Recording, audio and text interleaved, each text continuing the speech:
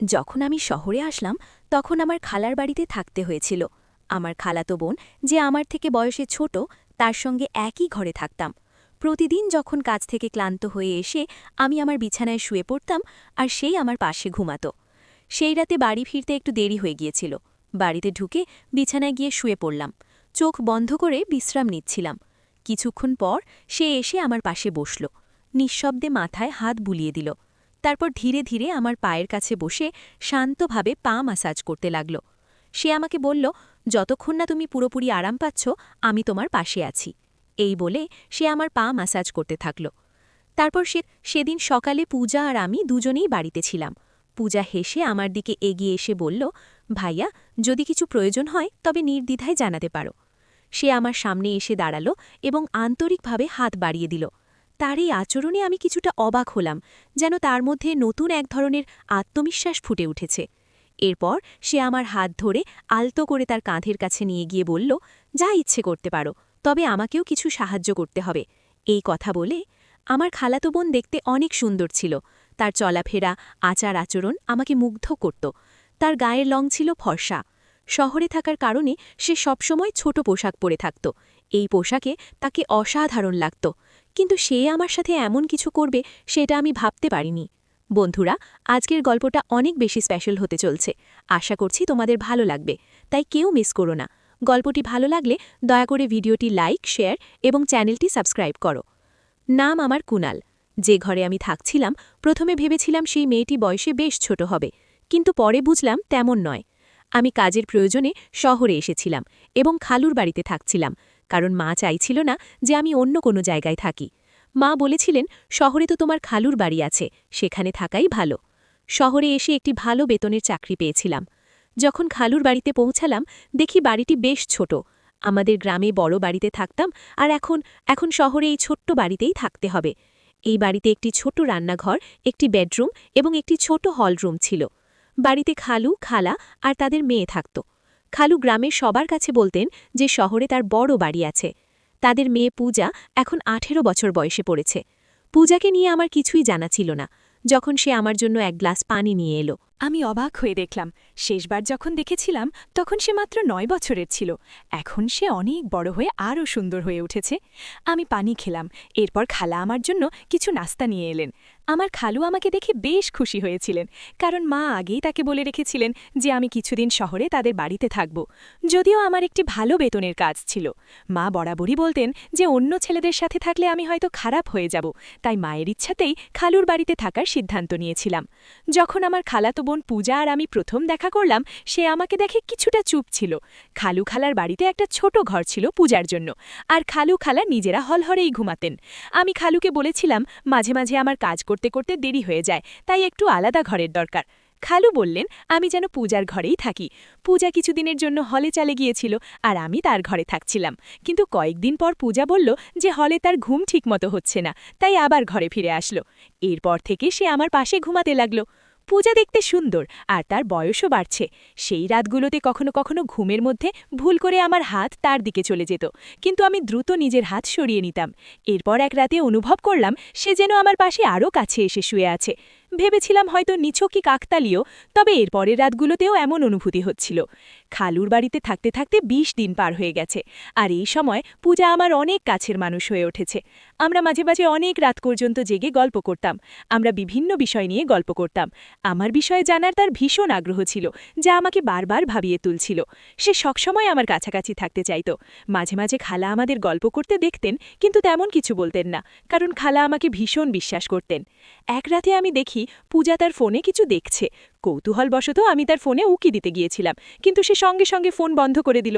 তখন আমি তাকে মজা করে ফোনটি দিতে বললাম, কিন্তু সে ফোন না দেওয়ার জন্য অনুরোধ করল। আমি কিছু না বলে একদিকে ফিরে শুয়ে পড়লাম, কিন্তু কিছুক্ষণ পরে তাকে দেখে ঘুমিয়ে আছে। পূজার ফোনটি তার মাথার পাশে রাখা ছিল, তাই আমি আস্তে করে ফোনটি হাতে নেওয়ার চেষ্টা করলাম। সেই সময় পূজা পাশ ফিরল, আর আমার হাত তার উপর হালকা করে পড়ে গেল। আমি দেখি তার মুখে একটা মৃদু হাসি, যা দেখে বুঝতে পারলাম সে আসলে ঘুমায়নি। তাড়াতাড়ি ফোনটি হাতে নিয়ে খুলতে গিয়েছিলাম, কিন্তু ফোনটি লক ছিল। পূজা তখন হাসছিল। বুঝলাম হয়তো সে আগে থেকেই সব জানত। কিছুক্ষণ পর আমি চুপচাপ ঘুমিয়ে পড়লাম। এরপর কিছুদিন কেটে গেল, আর আমার মাসের বেতনও এসে গেল।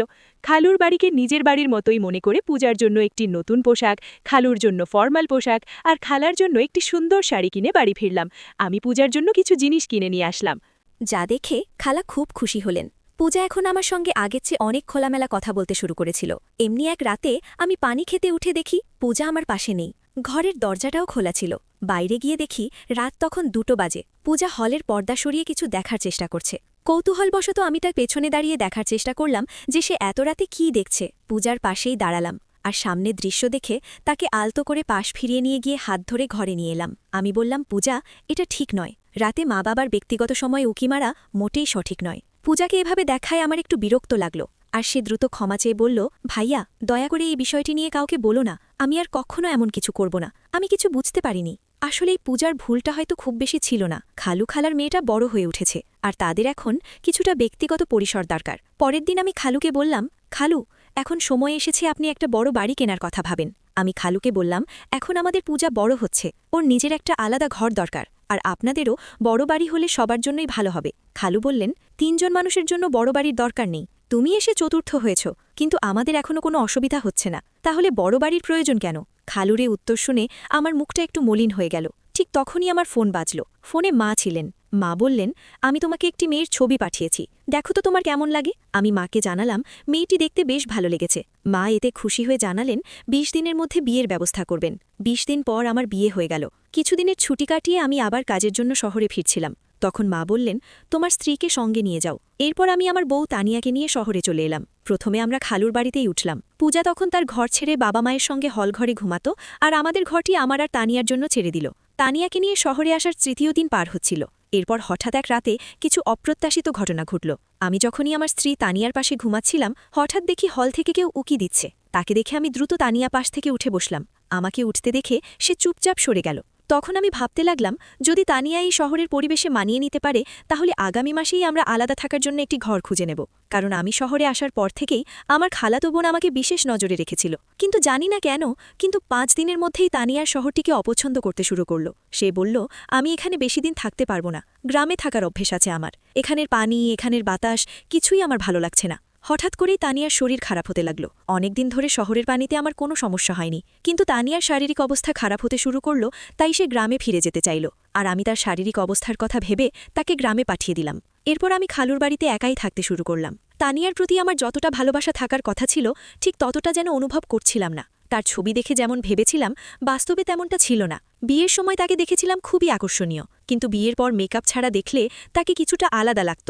আমার স্বপ্নের মতো ছিল না। তবে সে অনেক ভালো এবং নির্ভরযোগ্য, তাই ওর সঙ্গে জীবন কাটানোর সিদ্ধান্ত নিলাম। তানিয়া গ্রামে চলে যাওয়ায় আমার জন্য পরিস্থিতি একটু স্বাভাবিক হয়ে গেল।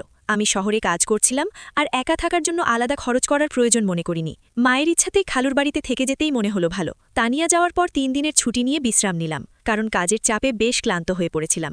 ছুটির দিন সকালে খালু তার কাজে বেরিয়ে গেলেন, আর খালাও প্রতিদিনের মতো তার অফিসে চলে গেলেন। সেদিন সকালে পূজা আর আমি দুজনেই বাড়িতে ছিলাম। নাশতা করার পর আমি আমার ল্যাপটপ নিতে শোবার ঘরে যাচ্ছিলাম। ঘরের দরজায় কোনো কপা ছিল না, তাই দরজা সবসময় একটু খোলা থাকত। সেদিন আমি খোলা দরজার ফাঁক দিয়ে দেখলাম পূজা নিজের পোশাক পরিবর্তন করছে। তার উজ্জ্বল গায়ের রং দেখে কিছুক্ষণের জন্য আমার দৃষ্টি আটকে গেল। তখন ভাবলাম, কোথায় আমার শ্যামলা তানিয়া বউ, আর কোথায় এই পূজা? দুজনের মধ্যে যেন একেবারেই মিল নেই। এতদিন পূজা আমার আশেপাশেই ছিল, কিন্তু কখনো তাকে এভাবে দেখিনি। তার উজ্জ্বল গায়ের রং দেখে এক মুহূর্তের জন্য মনে হলো ভাগ্য যেন আমার সঙ্গে একটু খেলা করছে। তারপর তার কালো লম্বা চুলের দিকে তাকালাম, যা আমার মনে এক অদ্ভুত সাড়া জাগিয়ে তুলল। কিছুক্ষণ পর যখন আমি ঘর থেকে বের হলাম, তখনও তাকে দেখছিলাম, আর মনে হচ্ছিল সে সত্যিই অসাধারণ সুন্দর। খালু খালা সাধারণ মধ্যবিত্ত হলেও পূজার সৌন্দর্য যেন তাকে আরও আকর্ষণীয় করে তুলেছিল। সেদিন রাতে পূজা আমার ঘরে এসে বলল, ভাবি তো গ্রামে চলে গেছেন, এখন আমি আবার আমার ঘরে শান্তিতে শুতে পারব। সে আর হোল ঘরে শুতে চায়নি, তাই আমি তাকে আগের মতো আমার ঘরেই শোয়ার অনুমতি দিলাম। সেই রাতে ঘরে অন্ধকার ছিল, আর কিছুক্ষণ পর আমি শুনলাম কারো পায়ের শব্দ। ঘরের আলো জ্বালিয়ে দেখি পূজা তার আলমারির পোশাকের কাছে দাঁড়িয়ে আছে। আমি তার কাছে গেলাম, কোনো কথা না বলে আমার শার্ট খুলে রেখে দিলাম। তারপর আলো নিভিয়ে শুয়ে পড়লাম। মনে হলো পূজাও হয়তো পোশাক বদলানোর জন্য দাঁড়িয়েছিল, তাই আলো নিভিয়ে দিয়েছিলাম। কিছুক্ষণ পর আবার একবার আলো জ্বালালাম। তখন দেখলাম পূজা ছোট পোশাকে দাঁড়িয়ে আছে। তাকে এভাবে দেখে আমি একটু লজ্জা পেলাম। তারপর আবার আলো বন্ধ করে ঘুমিয়ে পড়লাম। সে সবসময় ছোট পোশাক পরত, যা তাকে অসাধারণ লাগত। পরের দিনও আমার ছুটি ছিল, কারণ আমার পুরো 3 দিনের ছুটি ছিল। তখন আমার এক বন্ধু প্রস্তাব দিল, চলো আজ কোথাও ঘুরতে যাই। দুপুরে আমরা বেরোলাম, আর তখনই একটি দামি ক্যাফেতে পূজাকে বসে থাকতে দেখলাম। তার বন্ধুরা বেশ অভিজাত সাজে বসেছিল, আর পূজা অন্য ধরনের পোশাক পরেছিল। এরপর আমি উঠে গিয়ে পূজার সাথে দেখা করলাম এবং জিজ্ঞাসা করলাম, এটা কি হচ্ছে? সে আমাকে তার এক বন্ধু থেকে আলাদা করে নিয়ে বলল, কুনাল, আমি আজ রাতে তোমার সব প্রশ্নের উত্তর দেব। তুমি এখন এখান থেকে চলে যাও প্লিজ। আর হ্যাঁ, আমি না বলা পর্যন্ত চুপ থাকো। এরপর রাতে খালা ঘুমিয়ে যাওয়ার পর আমি পূজার কাছে গেলাম এবং জিজ্ঞাসা করলাম, আচ্ছা এখন বলো পূজা। পূজা বলল, এটা হলো উচ্চমানের জীবনের কিছু অংশ। কেন? আমি কি এভাবে থাকতে পারি না? পূজা 18 বছরের একটি মেয়ে হলেও তার কথাবার্তা ও আচরণে এক ধরনের পরিবর্তন লক্ষ্য করলাম। কথা বলতে বলতে সে আমার আরও কাছে চলে আসে। আমার বিয়ের পর থেকে আমি অনুভব করেছি যে এক নারীর সঙ্গ কতটা বিশেষ। আর পূজাকে কাছে পেয়ে আমি যেন একটু বিভ্রান্ত হয়ে পড়লাম। তবে নিজেকে সামলে নিয়ে আমি তাকে কিছুটা দূরে সরিয়ে দিলাম। সেদিন রাতে আমি তাকে দূরে রেখেই শুয়ে পড়লাম এবং সকালে ওঠার আগেই ঘর থেকে বেরিয়ে গেলাম। আমি বসার ঘরে বসে সকালে নাস্তা করছিলাম। তখন দেখলাম পূজা একটু অস্বাভাবিকভাবে হাঁটছে। বুঝতে পারছিলাম না কেন সে এমনভাবে হাঁটছে। মনে হলো হয়তো তার পায়ে কিছু হয়েছে। যখন খালা পূজাকে এভাবে হাঁটতে দেখলেন, তিনি জিজ্ঞাসা করলেন, পূজা, তুমি এমনভাবে হাঁটছো কেন? পায়ে কিছু হয়েছে নাকি? পূজা সরাসরি আমার দিকে তাকিয়ে বলল, কুনালি ভালো জানে আমার পায়ে কি সমস্যা হয়েছে। তার এভাবে ইঙ্গিত করায় আমি কিছুটা বিব্রত বোধ করলাম, কারণ আমি নিজেই জানতাম না কেন সে আমাকে এভাবে বলল। এরপর আমি খালাকে বুঝিয়ে বললাম যে রাতের শুতে গিয়ে পূজার পা হয়তো বিছানার কোণে লেগে গিয়েছিল। পূজা সকাল থেকে আমাকে খুব অদ্ভুত দৃষ্টিতে দেখছিল। আমি ভাবলাম খালা কাজের জন্য বেরোলেই তাকে জিজ্ঞাসা করব কেন সে এমন মিথ্যা বলেছিল। সে তখন বলল, আজ তো শুধু মায়ের সামনে এমন হাঁটছিলাম, কাল বাবার সামনেও একইভাবে হাঁটব। আমি আরও অনেক কিছু করতে পারি, যদি তুমি আমাকে আমার ইচ্ছামতো কিছু না দাও। আমি পূজাকে বললাম, যখন তোমার এমন কিছু প্রয়োজন নেই, তখন কিভাবে তোমায় আমি কিছু দিতে পারি? পূজা আমার দিকে এগিয়ে এসে হেসে বলল, যা প্রয়োজন তা চাইলেই নিতে পারো। সে আমার সামনে দাঁড়িয়ে হাত বাড়িয়ে দিল। তার আচরণে আমি একটু অবাক হলাম। এরপর সে আমার হাত ধরে আলতো করে তার কাঁধের কাছে নিয়ে গেল এবং বলল, তোমার যা ইচ্ছা করতে পারো, তবে আমাকে কিছু সাহায্য করতে হবে। হঠাৎ মনে পড়ল হয়তো গতরাতে পূজা আমার কাছ থেকে কিছু আর্থিক সাহায্য নিতে চেয়েছিল, কিন্তু আমি তখন কিছু বলিনি। এখন তার কথাই মনে হলো সে আসলেই কিছু সহযোগিতা চাচ্ছে।